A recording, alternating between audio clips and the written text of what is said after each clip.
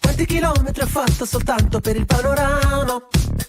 E più di 1 milione di volte ho sbagliato per arrivare a te.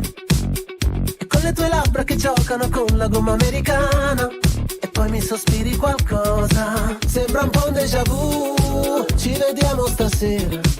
Io pensavo che tu mi invitassi a ballare, ma poi meno male che qui è tutto chiuso, restiamo a parlare e mi dici che tu vorresti scappare, una macchina in mare, non torniamo più. Cabriolet, panorama.